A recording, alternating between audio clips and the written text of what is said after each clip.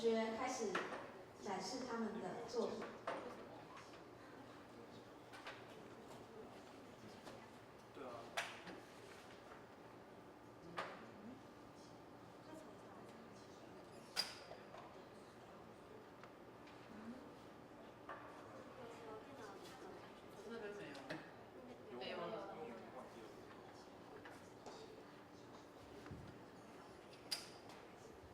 好，不好意思，各位评审老师大家好，还有在场的各位大家好。那在我们自我介绍之前，想要先跟大家谈论一下关于发生交通意外这件事情。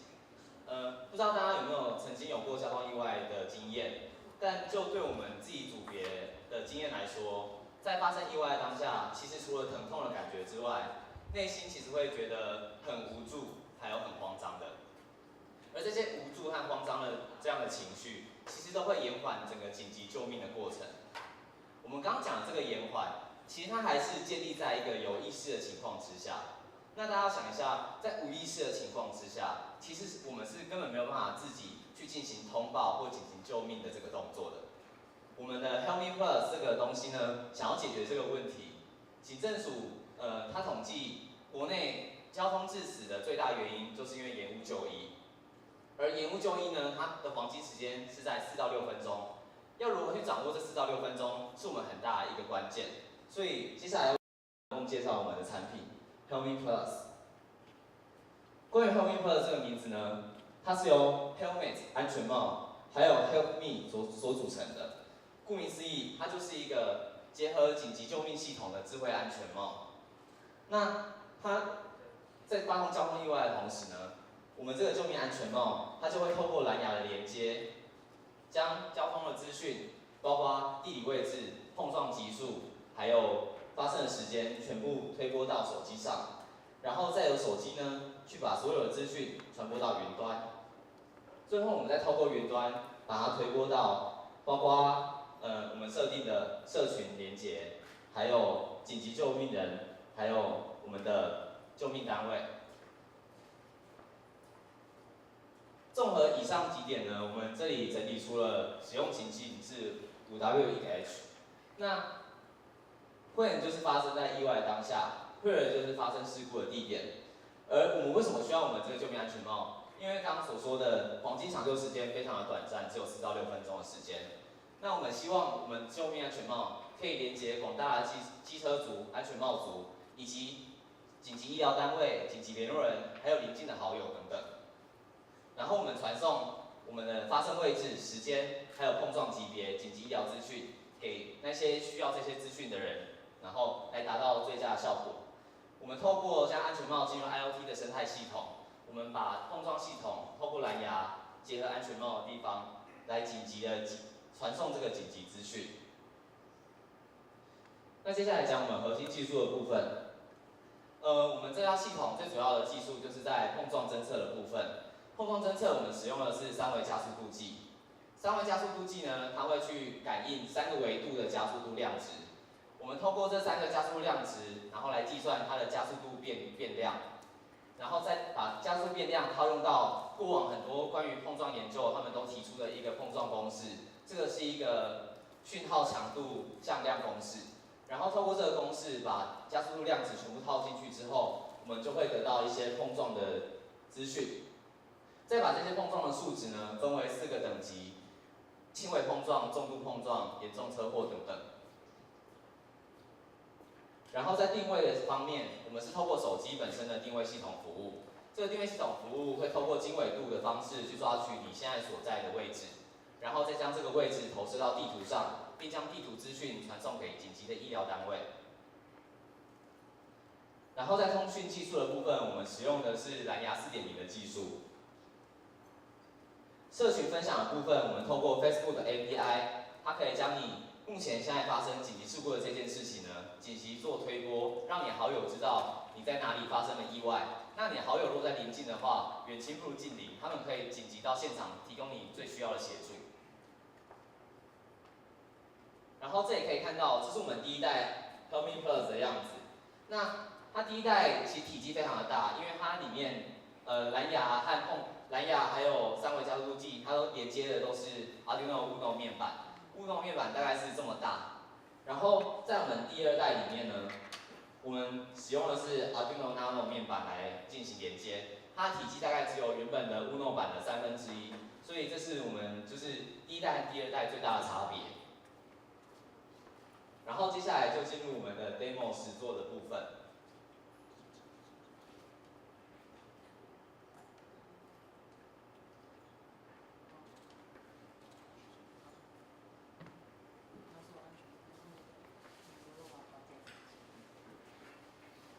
好，首先这里看到这是我们 APP 的画面。那首先在使用之前呢，我们会在医疗资讯卡的部分先输入我们个人的一些紧急医疗救命资讯，包括有姓名啊、图片，然后出生日期、生理性别、血型、身高、体重，还有特殊病史、药物过敏、紧急联络人等等。这些资讯对紧急医疗单位来说，如果可以第一手掌握的话，对于医生做出判断，还有护士进行判断的时候，都是非常重要的资讯。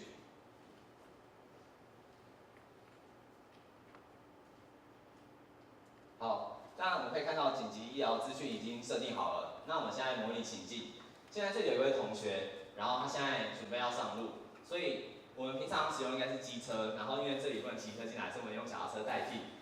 那他现在准备要戴上安全帽。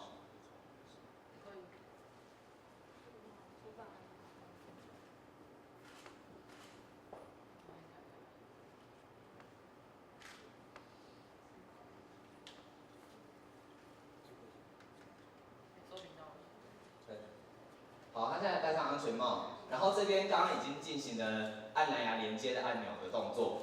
然后可以看到上面的数值已经有轻微的变动，就是他在戴安全帽的过程啊，还是骑车的过程，其实都会有一些碰撞。好，现在我们出发。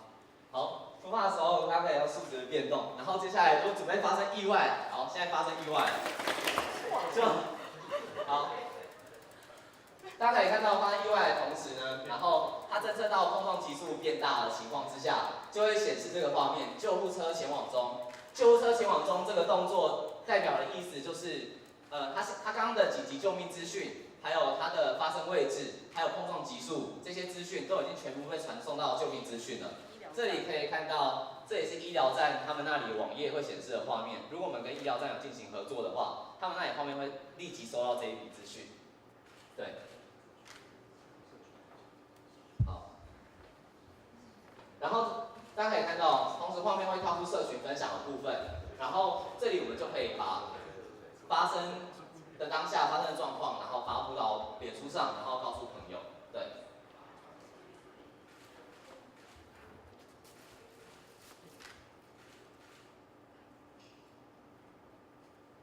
然后我们未来展望的部分呢，是希望我们可以结合 GoPro 行车记录器等等，就是它可以记录下我们发生意外当下，它整个事件的过程是怎么样发生的。然后这可以更加的保护我们自己，包括后续可能有一些纠纷的方面问题。另外，避免事故的路段呢，我们可以利用车载网路。如果你发现前方车辆发生意外，然后它利用车载网路传送给你的时候，我们可以一一的往后传，后方的车辆就会发现，为什么前方会造成拥塞？然后原来是因为前方有意外事故的发生。然后另外在 APP 即时通报的部分，我们也可以做一个紧急的路况查询，大家可以查询到哪个路况目前正在发生意外当中，然后可以避免那些路，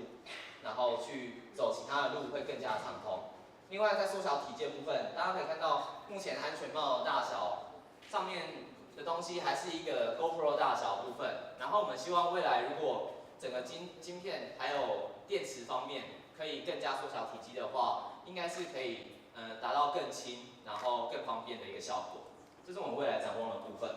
好，然后我们报告就到这里结束，谢谢大家。好，那同样的，我们请评审老师来为我们做点评以及提问。请问一下，所以的话，那个是你们自己做的？对，我们用 Arduino。对 ，Arduino 是自己做，不是去买现有的。全部都是自己做的，对，技术上都是自己做的。然后第二个的话是，打119啊，或者是打，就是把资料的话传给医院的话，对他们来说的话会不大愿意，因为有可能的话是错的，因为119现在最麻烦的是说太多人的话会有错的讯号进来，所以的话怎么去去让你这个资讯出去的时候的话，有这种所谓的出错的能力，因为可能他是不小心，或者是有人要做剧或什么的，你懂我意思吧？因为这种医疗资源有时候是稀少，然后它需要被妥善利用，所以直接就说要把资讯传递出去，这个会是有一点意义。那我们可以看得到说，你们的实作的话是蛮完整的哦，那也真的摔了，然后真的会出现这样的。那个以设计这边来看的话，我怕说摔了之后就把那个也摔坏了，就会发送不出去了。所以原则上就是说，怎么样讲？因为你现在在prototype之后，那个地方特别的保护，不然的话就没有用。另外一个就是说，你这个一定要摔才能够initiate，但是应该有一个机制说，我可能怎么样身体不舒服，我在旁边休息，我就可以直接启动，但我可以摔啦，但不见得就是有一个直接启动的方式，不见得一定要摔这样子。对，那还有一个是，万一安全帽就掉了，就是掉了，那就传出去了，其实我们的碰撞等级是有计算过，那基本上普通的摔都是不会。那我们刚刚是因为我们 demo，所以我们有把那个数字调低一点。那一般来说，要蛮严重的碰撞才会传出去。老师我这里做点补充，就是我们一开始就是有，因为大家习惯把安全帽挂在那个镜子那边，然后它有时候就会摔下去，然后我们就有考虑到这个情况，所以我们就是整个流程设计就是戴上安全帽之后，你再去启动那个系统的开关，就可以避免说你平常挂在那里它掉下去这样子。对，这是我们目前想到可以避免这个情况发生的方法。那我想问一下，那个这个做的蛮完整的，不知道有没有申请专利啊？然后它的这个辨识率的问题啊，然后会不会常常有一些我们讲的那种 false alarm，就是